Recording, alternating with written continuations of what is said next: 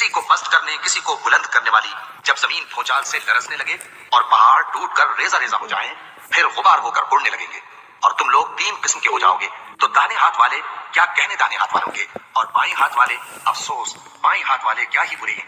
اور جو آگے بڑھنے والے ہیں ان کا کیا کہنا، وہ آگے ہی بڑھنے والے ہیں، وہی اللہ کے مقرب ہیں۔ نعمت کی بہشتوں میں وہ بہت سے تو پہلے کے لوگوں میں سے ہوں گے اور تھوڑے سے بعد والوں میں سے لال و یاقوت وغیرہ سے جڑاؤ تختوں پر آمنے سامنے تکیہ لگائے ہوئے بیٹھے ہوں گے۔ نوجوان خدمت گزار جو ہمیشہ ایک ہی حالت میں رہیں گے ان کے آس پاس پھریں گے، یعنی آپ خورے اور آفتابے اور صاف شراب کے جام لے لے کر۔ اس سے نہ تو سر میں درد ہوگا اور نہ ان کی عقلیں ظاہر ہوں گی، اور میوے جس طرح کے ان کو پسند ہوں اور پرندوں کا گوشت جس قسم کا ان کا جی چاہے، اور بڑی بڑی آنکھوں والی حوریں جیسے حفاظت سے رکھے ہوئے آبدار موتی۔ یہ ان کے اعمال کا بدلہ ہے جو وہ کرتے تھے۔ وہاں نہ وہ بےہودہ بات سنیں گے اور نہ گالی گلوچ، ہاں ان کا کلام سلام سلام ہوگا۔ اور دانے ہاتھ والے کیا کہنے ہیں دانے ہاتھ والوں کے، وہ بے کانٹوں کی بیریوں اور تہ بتہ کیلوں اور لمبے لمبے سایوں اور بہتے پانی کے چشموں اور بہت سے میووں کے باغوں میں ہوں گے جو نہ کبھی ختم ہوں اور نہ ان پر کوئی روک ٹوک ہوگی، اور اونچے اونچے بستروں پر آرام کریں گے۔